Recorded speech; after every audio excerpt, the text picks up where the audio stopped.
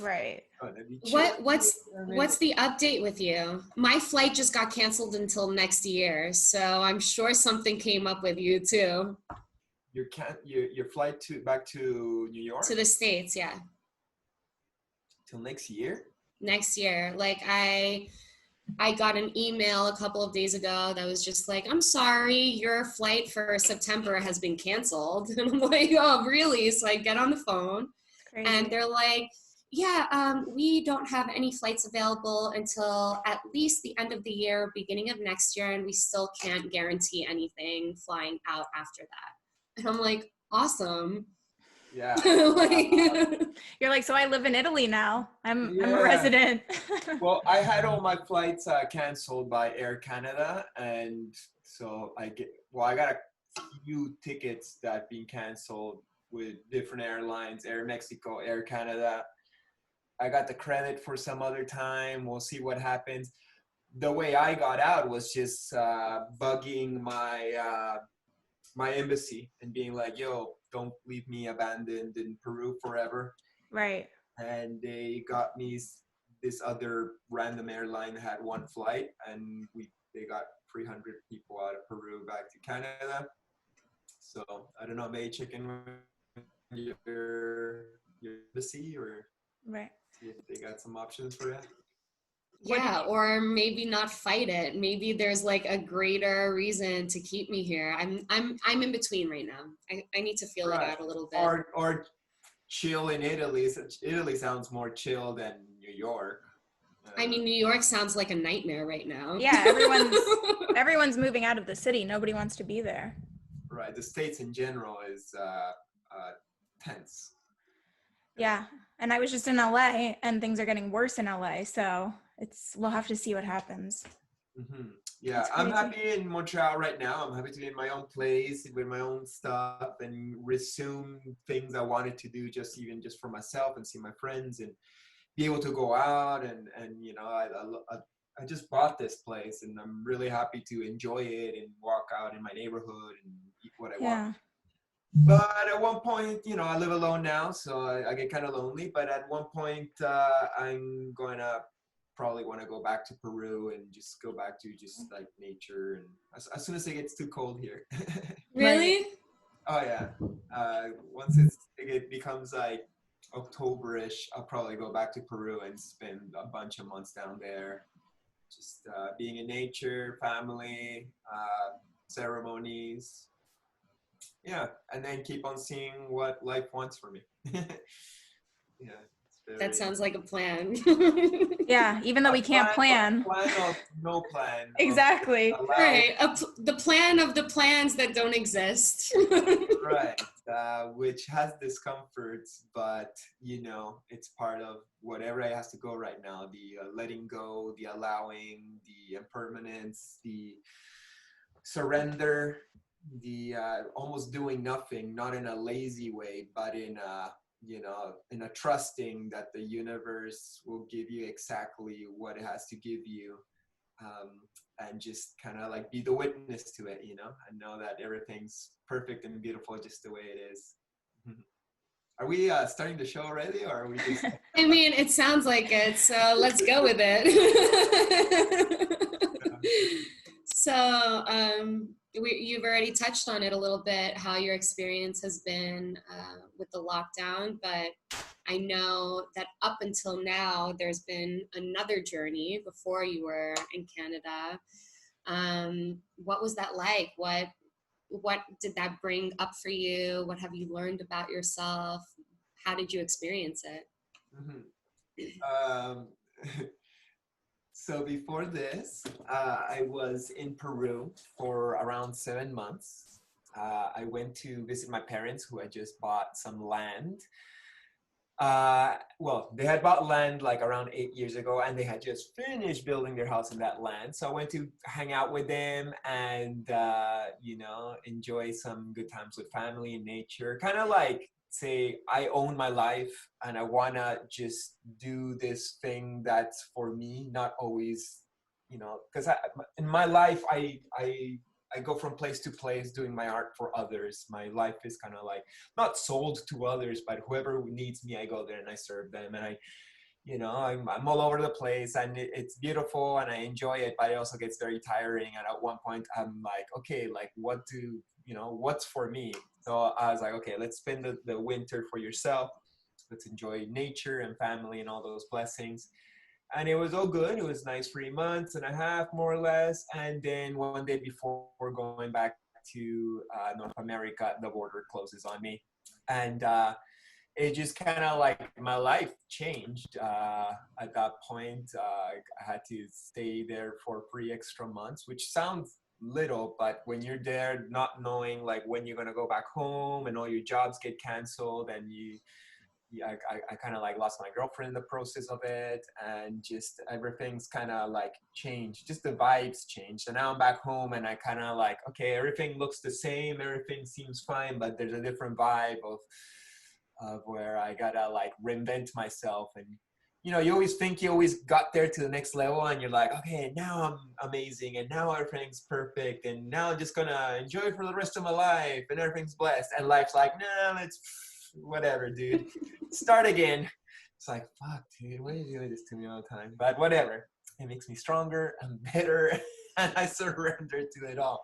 My life is so blessed that I don't dare to complain. But it's, yeah, definitely I had my challenges. And, going back to your question, what I learned being in Peru, once again, it's the flowing, the surrender. I had to learn a lot about long distance communications with friends, with now ex-girlfriends, and just trying to be happy and not reactive, and yeah, don't let my wounds make me perceive the world. Because when you're trapped in a place and you don't know what's going in the world or what's going in the life of others, your mind wants to fill in the holes, and sometimes it wants to fill in the holes from a place of insecurity based on past wounds that you might have had. And I gotta really catch myself to not do that. And if I do, I also gotta kind of like allow myself to go through my process and not react like a hurt lion scratching area around me. Just kind of like make the most of the situation, and then eventually release it all and move forward with my life with positivity. Yeah, I mean, did you hear that? I That's mean, we're all great that going you're, through it. Yeah. but it's amazing that you're actually, taking it that way and taking the time to actually like process and, be kind throughout that whole feeling the feels, all the feels. So that's great. And do you think that your culture, I mean, tell us a little bit about your background.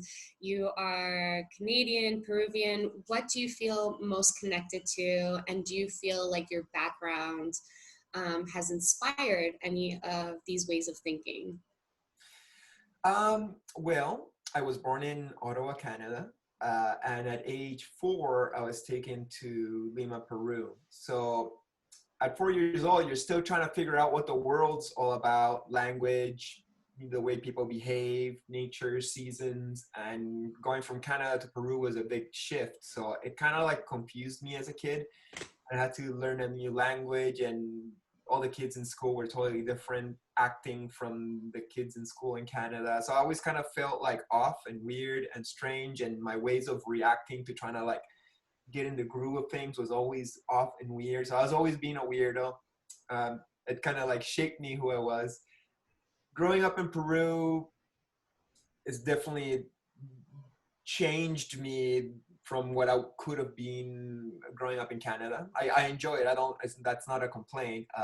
But yeah, it's a different vibe in Peru. It's more aggressive, and you got to put like so much more like masks and armors and layers. And I really kind of ended up going deep down the path of negativity to the point of being in a street gang. and doing a lot of bad things. Man, like, well, your kids. Left Peru age 17 and get to Canada, and I was just kind of like wild for Canadians. It's like, this guy's fucking crazy, he just breaks everything in his path, and he gets drunk, and he's just a monster of destruction. And I had to kind of like calm myself down, and luckily I started smoking weed, and I just not, I was still very destructive both to myself and others, but not as bad, and I had to like chill out. But life goes on, and you hit a wall of how much you can hurt yourself and others. And through tree planting, I found my path to positivity. I enjoy being both Canadian and Peruvian. I think it's a blessing to be between two cultures. I kind of feel more Latino somehow, because I guess that's my original self, but I look quite white, so I look Canadian. I don't know if that defines me or what, but sometimes it can be confusing, especially when the race is a topic of discussion for everybody else around you, and you're supposed to be a certain thing, and you feel different. I love Peru. At one point, I love Peru now, and I always did love Peru, but because Peru is a place of like macho-ness and masks and superficiality, and or you either have all the money or you're super broke, and it was like a place where I went there and I was like, I don't feel comfortable here. I can't allow myself to be like a sensitive, artsy kind of guy anymore once I dropped a bunch of my bullshit. And I felt like every time I would go there, it would just trigger a bunch of my old wounds from the past. And I was like, I don't want to go back to Peru. It's so complicated. Till, 2013, I went, and at the time I was married, and I took my wife there to show her the whole country. And instead of going and trying to be another Peruvian and prove myself, I was like, I'm just going to be a gringo. Fuck it. I'll be a gringo, and I'll be a tourist, and I'll just like observe it all and enjoy it, and not trying to conform into anybody's boxes. And I really enjoyed it. And then at the end of the trip, I ended up going to the jungle and doing ayahuasca for the first time. And that's where I first made an alliance with that medicine, with that entity. And Peru became the place that started healing me instead of the place that would hurt me. So now I go every year religiously to Peru, religiously to the jungle, hang out with my family, do my work and my purges. And this year I spent 7 months in Peru. So, that's the majority of the year. And I think I'm going to be spending more time there. I'm also observing how North America develops. Technology is advancing. It seems like Montreal is going to be a big 5G city, and it seems like Google and a bunch of tech companies are moving in, and it's going to be the next San Francisco, unfortunately, because Montreal's always been like this ghetto ass French artsy city, and it's always being our best kept secrets. Like, don't tell anybody this place is so dope, because it's gonna get gentrified. I never was gentrified, and now I got back like on this trip in the last 2 weeks, like, oh yeah, like all the tech companies weren't allowed into Toronto, so I guess they're gonna move into Montreal, and it's gonna be a place where they're gonna try out AI for the first time, and blah blah blah. And I'm like, there goes my No way. Yeah. So I don't know how, and 5G and AI doesn't have to be a negative thing. It all depends if it's coming from the pure heart of an evolved humanity that wants to use technology to make us all comfortable, not fucked up Illuminati, oppressive dictatorship that will use it to keep us under their thumb. So we'll see how humanity evolves and develops. This could be a beautiful thing. But I'm happy I always got my two options. And in Peru, there's like 1G in my town, and it's dirt roads and no names and no numbers. It's just kind of like, I got my land. It's nature. It's beautiful. And yeah. To chill up, I got that option. Yeah, it sounds like you had a balance of, this diverse country and culture in Peru, and then this more I guess, developed country in Canada, did you start painting in Peru? Like, was Peru a big inspiration for your art? I was always an artist. I was born that way. And I was always creating things, sculptures, buildings made out of furniture. I loved making books. Um, and of course, drawings and paintings and all the classic art. When I was doing art in Peru, it wasn't about being Peruvian or whatever Peruvian culture I would see in school. As more about like robots and sci-fi and cartoons, and I'm a toys, and I'm still a toy collector. I love action figures from the 80s. I was born in 79, so I'm purely an 80s kid. And Right. then when it turned 90s, I turned to teenager, and then 90s is a purely teenager decade too. Right. So I almost feel sometimes kind of suspicious. It's like, was this created specifically for me? Like, because the 80s is so made for kids too.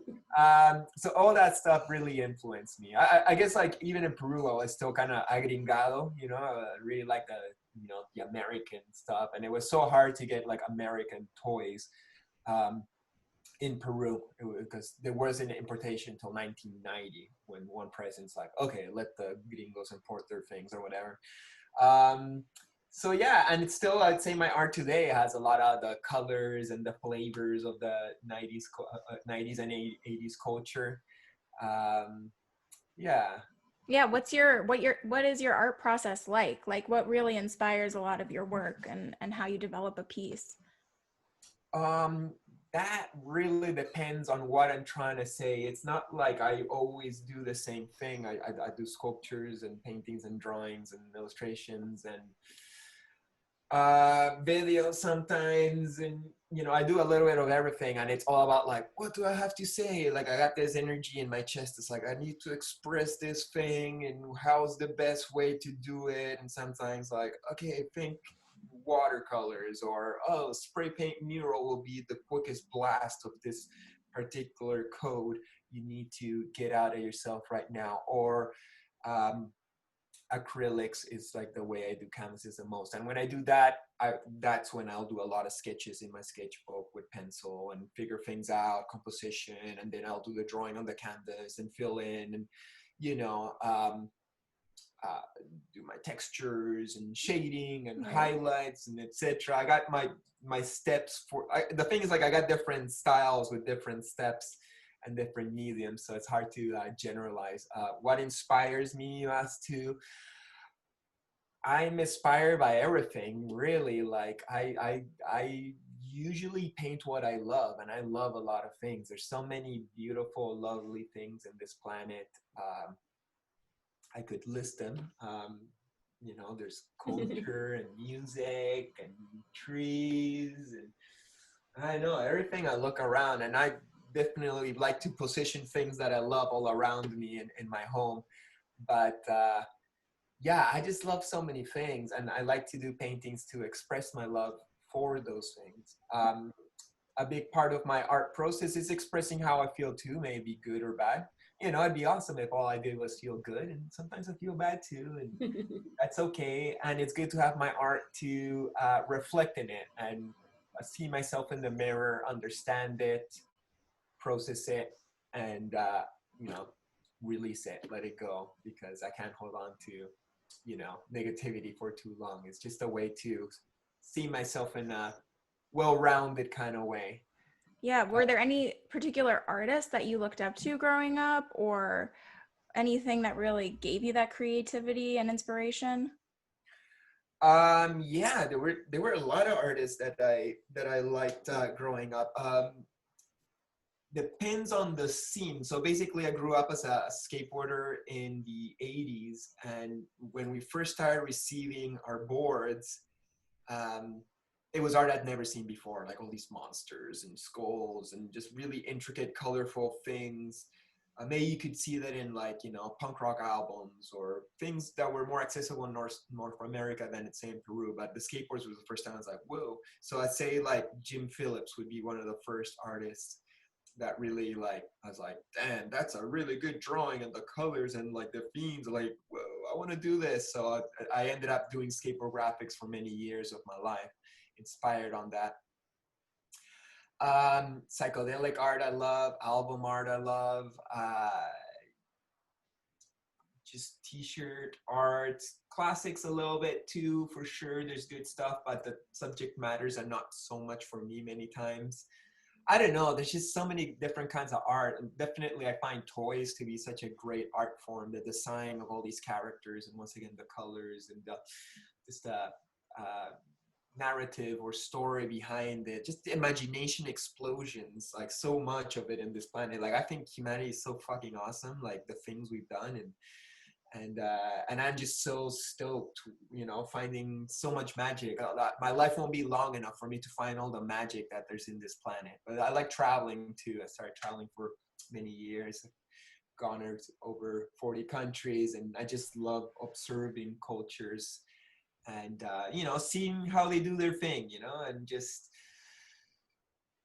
also seeing the common thread of all of humanity, how we're all the same, no matter what clothing or aspects we, you know, put ourselves on top. We're the same soul. And if I can bring a little of that into my art, it's you know.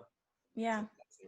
Last time I spoke to him, Dorit, I was like, it would be so cool for him to come up with a cartoon that's like a conscious cartoon for kids today. You know how they're like stuck on, you know, I don't know, Nickelodeon or whatever channel, but like conscious stories for kids. Like not the types of cartoons that a child could watch, but it has adult humor, but like these kinds of conscious stories with his amazing art for children to just like grow up with these seeds, you know, like I feel like that would be super cool. And I would feel like you would be perfect for that.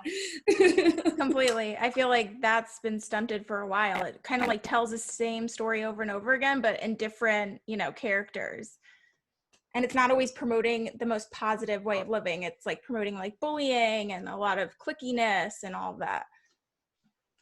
Totally. Chris, seed planted, please, for our future generations. Let's do this. Let's do what the universe brings my way, Tatiana.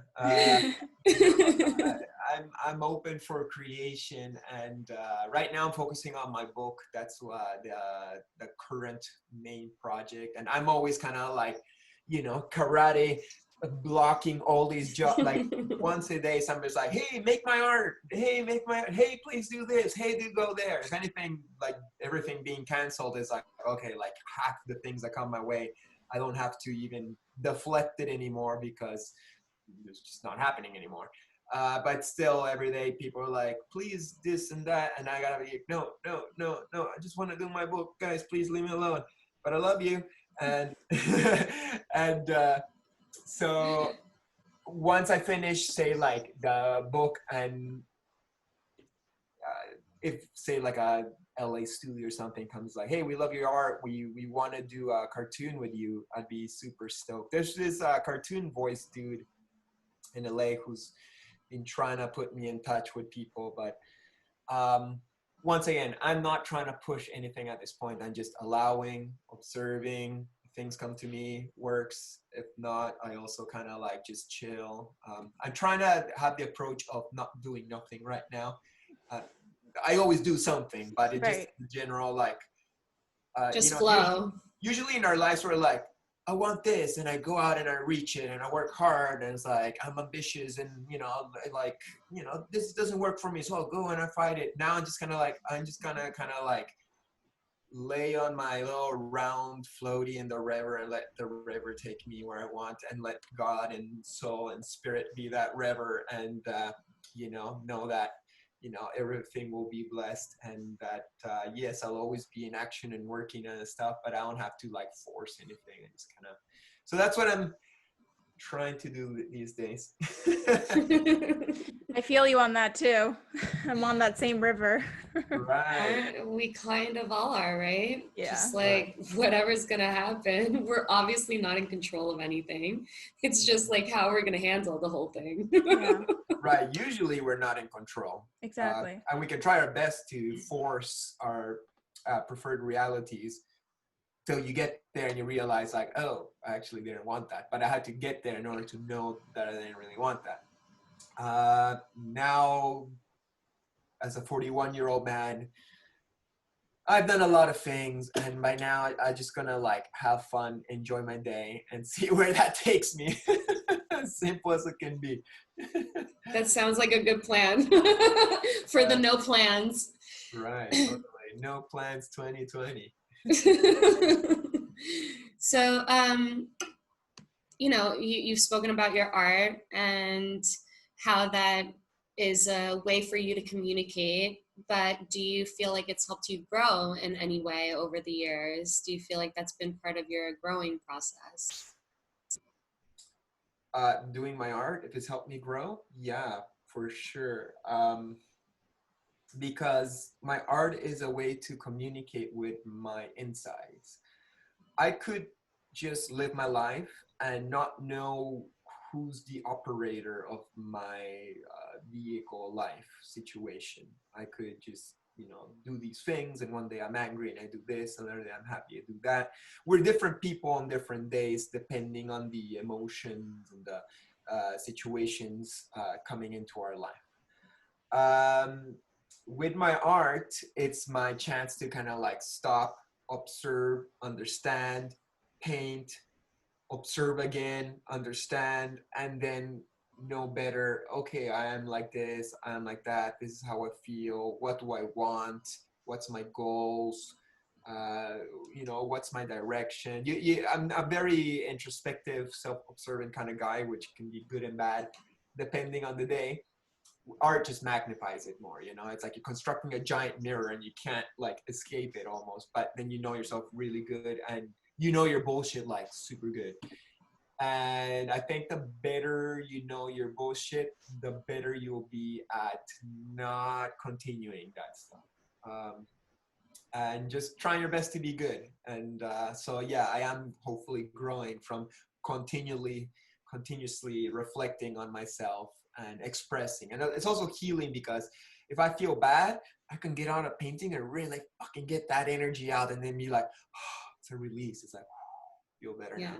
Like I'm not feeling the most amazing today, so after this call, I'm probably gonna go to my back patio and spray paint a little bit more in the sun, and just be in my creation state, which is my higher state, and enjoy the blessing of being alive, making the most out of my situation. And I'm good at art, and this is not an arrogant statement. I know I'm good and I enjoy doing it. So doing the thing that you're the best at makes you feel good, and that's not a bad thing. That's healing. Absolutely. Completely. And do you feel like, you mentioned that you've worked with plant medicine before, how has that been for you? Has that influenced your art process? Has that just influenced your overall narrative internally? Yeah, it's a long story, because there's been different chapters, from say like my college mushroom days to my weed days, which has been in and out of madness. And then now, more recently, the last 6 to 10 years, I've been working with ayahuasca, and I've done other things around it too. But I always go back to Aya, and I know that that's, others might not be my medicine. But I'm always curious and I want to try. Like yesterday I was doing another podcast, and the guy who was interviewing me was telling me about like iboga and how great it was for him. So now I'm all tickled about like, I want to try iboga now. But sometimes when I do these other medicines, Aya's all like, oh, Chris, you're cheating on me. Like, you're with me. You know my path. What are you going out there with that African lady? So yeah. So I guess I'll just focus more on the latest chapter, the ayahuasca one. And by the time I did ayahuasca for the first time around 2013, on that trip of Peru that I told you before that I did with my ex-wife, I was not doing psychedelics at all. I was kind of like over it. It's like, oh, I learned what I need to learn from mushrooms. I understand that we're all one, that, you get all these downloads and you kind of get it, and then you don't get stuck there forever. You just kind of like try to live your life according to that. And doing ayahuasca was like like I've never really hallucinated much in my life, but I went deep into other worlds and understandings and vibrations. She showed me so much and her power that it was humbling, and I was like, wow, okay, now I know why this entity is being so popular.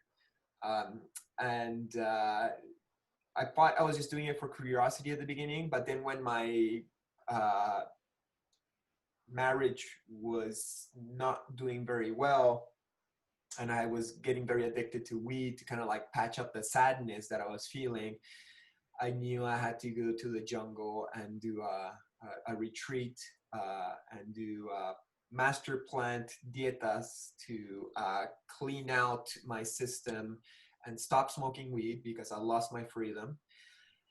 And ask the universe, like, do I work hard to make this marriage work, and just, be the good husband that I'm supposed to be, or, or is that not meant for me, or like, what am I supposed to do? And Aya told me straight up that I wasn't meant to be married, that, or not with her anymore, that whatever I need to learn from her, I'd done my karma exchange, and that I'm here to serve humanity through my art, through my travels, through my words, through my vibration, through my beingness. And that if I stayed in my marriage, I would have to stay and just heal this one woman who had a lot of physical problems, which, I was down to do it. It opened up my heart to be with her because I had to be more devotional to my wife and make sure that I was there. But at one point, it was years of me becoming like a nurse.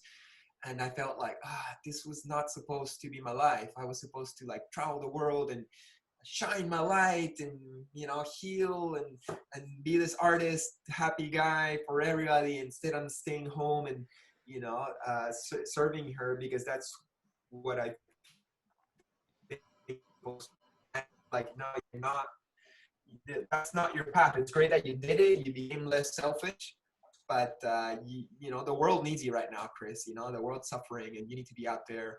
And sadly enough, it almost seems like the same message, it's like every time I feel like I'm in a good place with my relationships with women, and I'm like, amazing, like the girlfriend, we broke up in the last few months because of separation and COVID. We were supposed to get married, and we're already planning it. It was going to be awesome. I was all excited. And then we just kind of like drifted different energetical paths, and that's made me very sad. And what I always got to remember is like, I'm not here to get married or to have a partner or kids and family. That's not bad, and that might still happen to me too, but I'm here to be a servant of the light. I'm here to help humanity get a little bit closer to its maturity so that we cannot, go down the other route, which seems like what we're doing so much. Right. It seems like you got a lot out of it. Like you learned how to listen to your intuition, and you got a sense of what really matters to you, and not basing it off of like what matters to other people or what society projects onto you to like instill that, right? Right. Society always says like, oh, you gotta marry and have kids and all the normal things, and that sounds lovely. And as I said, I hope it still happens. Right. But it just might not too. I might just be like the dude who just cruises and does art and makes everybody else happy. And I know I'll get my happiness. I deserve that thing. Like there's no way I won't end up being happy. But it seems like life never lets you hold on to something for too long. Exactly. Like you're happy and it takes it away. And then you go for your shit again, and then it brings you back to happiness. It never just kind of stays the same. So it's definitely like the snake shedding its skin, rebirth, and go again. And it's funny because I don't know if you've noticed this, but a lot of people kind of dedicated to doing this work, right? To being in service, a lot of times don't have kids, don't go the conventional route of what happiness is. It's just a completely different path of saying, I'm here in service, right? And it seems like it's actually not, I feel like it's pretty common in that community to find people who are kind of flowing like that, right? It's like this death and rebirth all the time, death and rebirth. Let's start over. Okay, you got that lesson, you unlock that door, cool. Next step, like game on again. Right. Yeah, It's that's life, man. What a tricky video game we've been giving. But, it's all blessed. I'm grateful. Today, I was sitting in front of the little pond in my park and just trying to like be grateful. It's like, wow, I live in such a beautiful place. I got everything I want. Sure, it'd be great to have some partnership, some company, somebody to reflect back love. But then it's like, I just gotta love myself more, like I'm so great. Like I don't need anybody to love me. I gotta love me. That's all I need. And sometimes that's tough, because you can say that to yourself over and over and not actually feel it. But I'm working at it, and it's all blessed. But going back to the medicine question you made, uh, instead of all my self-love and relationship issues. but that's part of the medicine, right? Yeah. Right. Like, what's the point of doing this medicine if we're not going to use it in these moments? Yeah, totally. I just like, you see, the artist that I am, whatever I'm expressing is what I'm feeling in the moment, as Right. opposed to even answering your questions. Um, but, but basically, after that retreat, where she told me I had to go and divorce, and I saw like, okay, I need to come back to the jungle once a year. I need these boosters. I need to center in my soul. I need to recalibrate. I need to purge all this dirt I've collected all my life. Like there's a lot of work to be done in you, Chris. So do this a yearly thing. So now I go to the jungle once a year, and usually by coincidence, I meet up with my shaman anywhere else in the world. Just with Herbert Quinteros.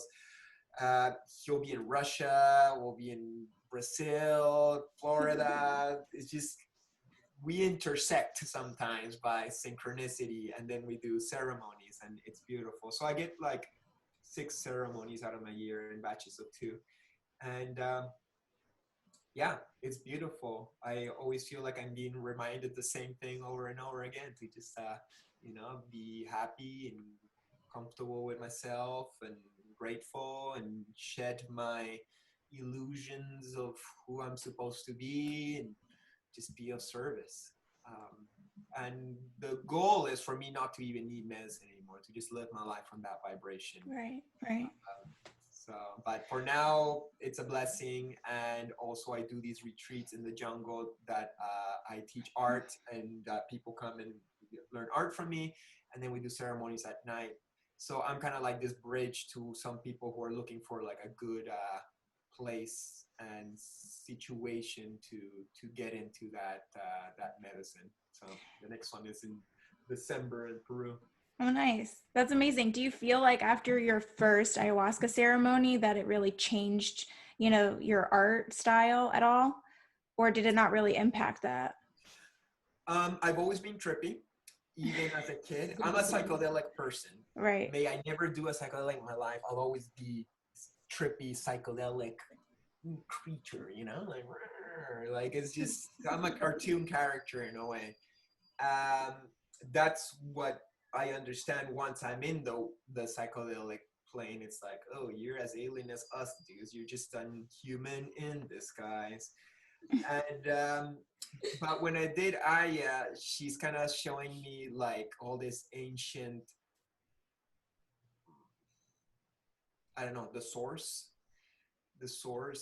of all culture comes from the same heart, and I could access it a little bit better, or at least understand that it even exists, like see it, experience it. And I've been to that tree a couple times, that library tree, source of creation and culture.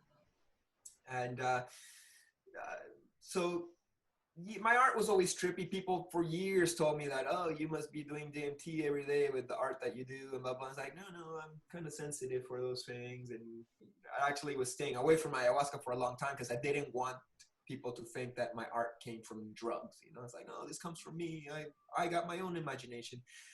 In that first ceremony, Aya told me, you and me have been working together already.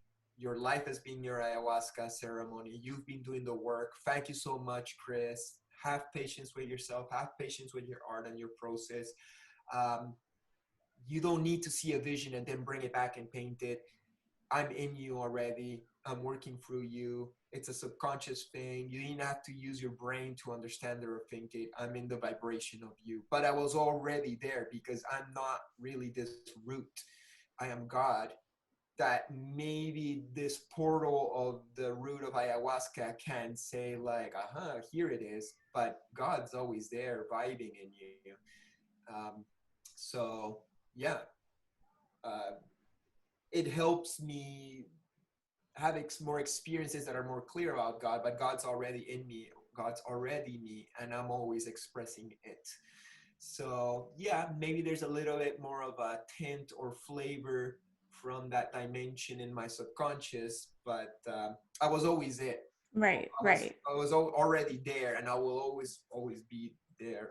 I don't know. It's kind of tricky to explain sometimes. Yeah, you just kind of woke up to your journey and knew your space, or didn't know, but it found you and you received it. You're like, okay, this is what I'm gonna do. Yeah, totally.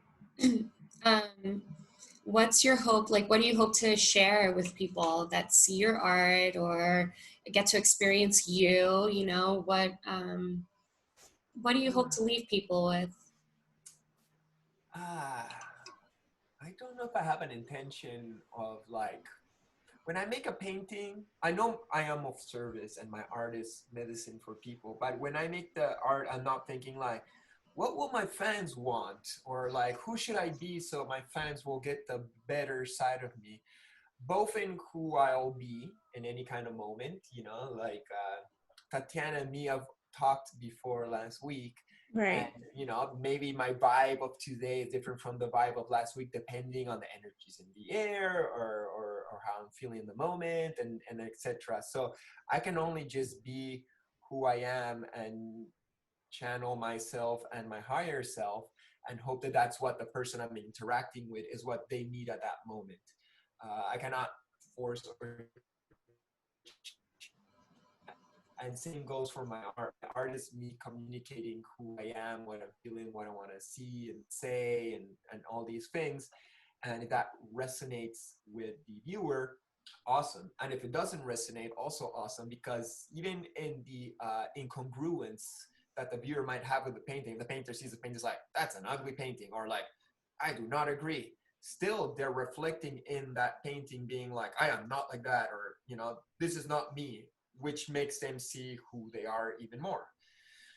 So I'm just a flavor, and my art's just a flavor. And I'm just trying to be purely that, that vibe that I am, and not try to plan it too much, other than just being it. And I'm loving it, loving it for what it is. So, I mean, you spoke about the creation and the moment, but when people look back and they're like, wow, that conversation with Chris, or this sharing that he gave me, like, what do you, aside from ego, what would you like to be remembered for? Like, what legacy would you like to leave behind? I know that is an ego-based idea and concept, but beyond that, what do you hope to leave people with? Yeah, well, I do have an ego. My ego wants to be loved too. I honor it. I love it. I don't let it take control me or become me.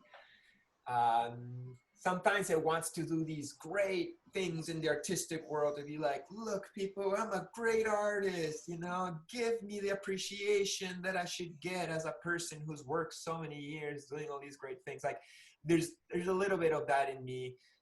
I've been calming it down a lot in my life. And at this point, I've also achieved a lot of goals. And once you get it, someone's like, all right, got it, big deal. You won that video game and, fuck it, like who cares?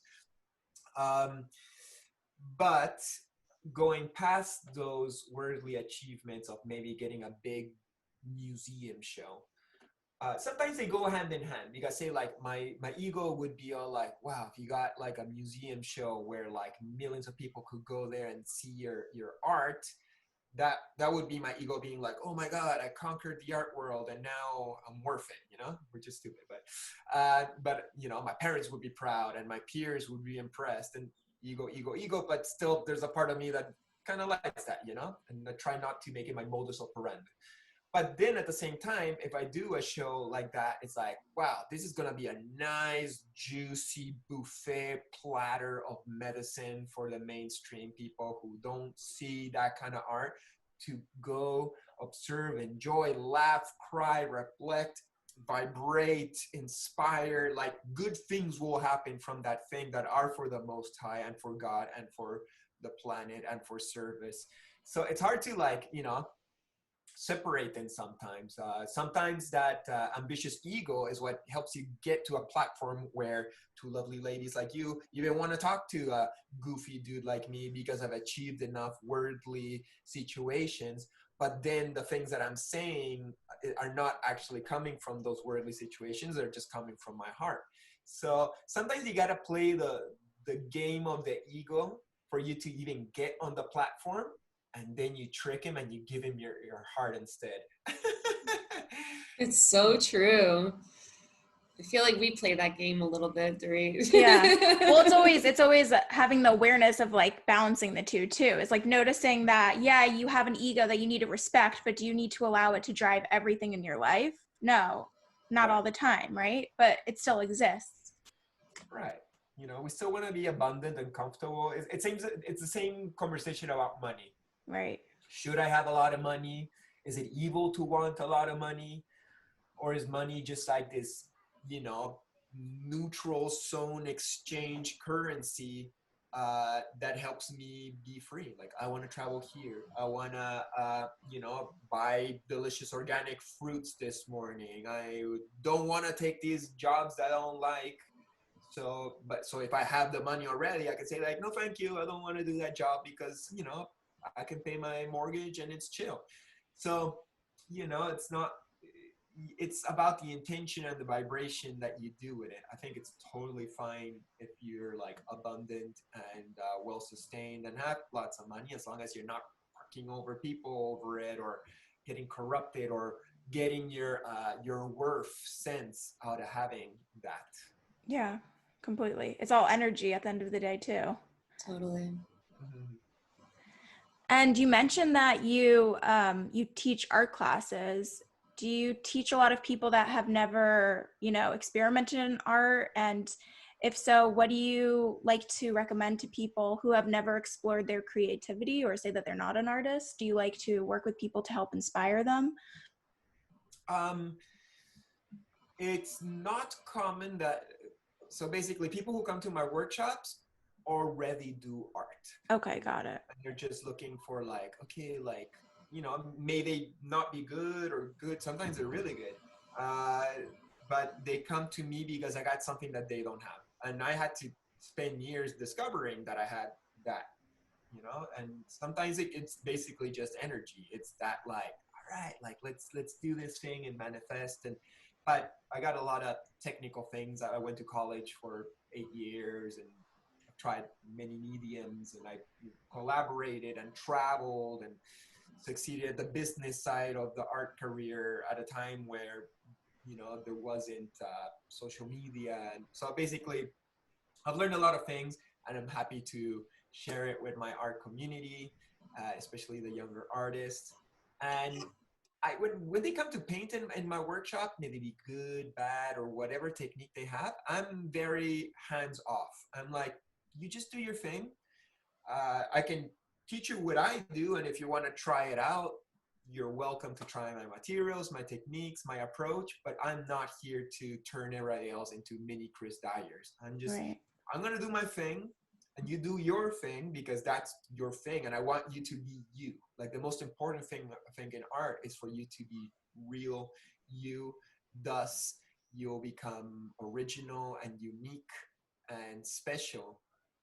And let's remove all the armors and the things hiding your heart. You know, let's show your heart, and that's what's really going to intrigue people into seeing more of your art. So I just kind of like given the space for them to keep on opening up. I try to make my workshops kind of shamanic, even when they're not the medicine kind. Like I try to, do prayers and get in a circle, and I'll share some rapé. I don't know if I'm gonna be able to do that anymore in this COVID world. I used to love to go around just blow people in their nose, and they're like, they blow their wigs off.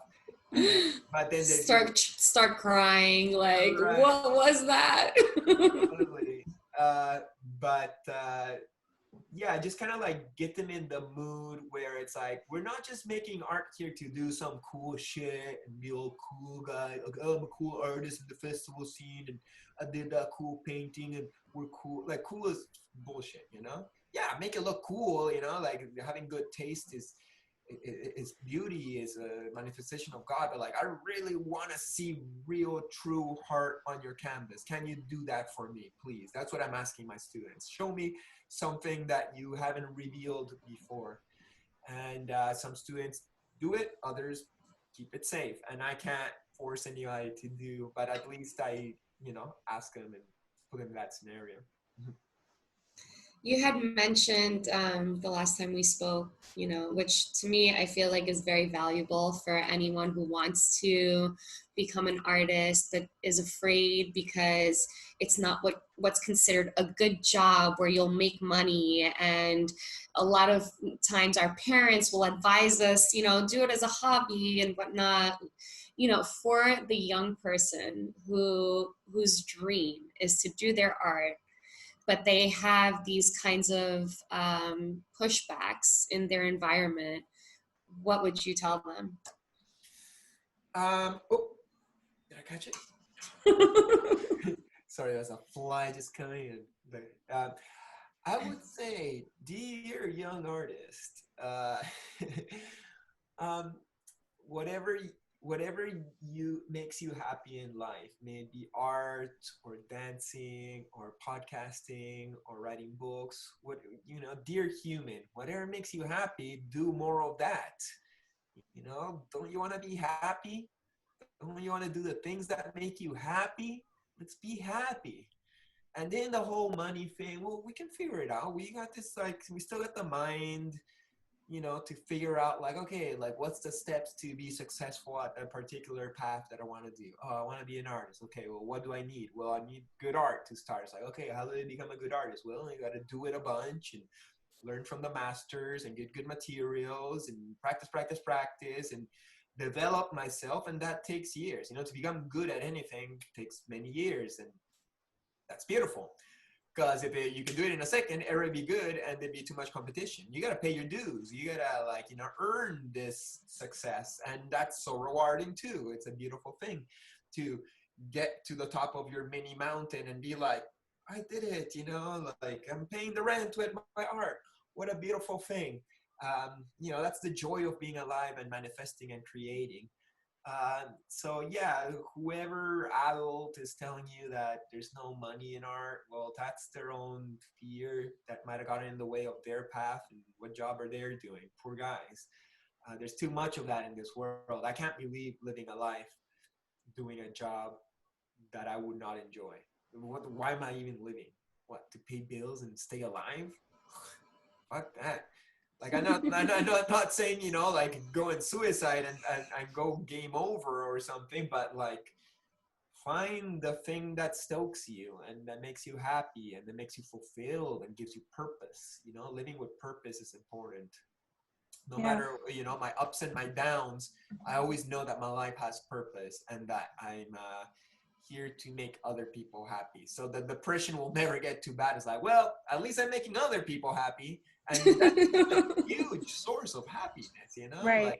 To make other people happy. Like, it's so weird that in our society, we're so reinforced to like, go and get yours or it won't be enough. And once you get all these things, then you'll be happy. So little we're told, actually, no, we're all in this together. And if you make other people happy, that makes you happy because you've made a whole human happy. And imagine if you're making a ton of humans happy. How great is that? So that's something that I've had to learn throughout my life. And that's why it's almost selfish of me to become a servant of the community. because I got so much happiness from it and all this good karma. So I'm nothing but a selfish person here. Well, a lot of love for this selfish person because you gave us so much today. Yeah, thank you. Thank you so much for talking to me. Yeah. So yeah, thank you. Yeah, that again was great. so Thank much. you.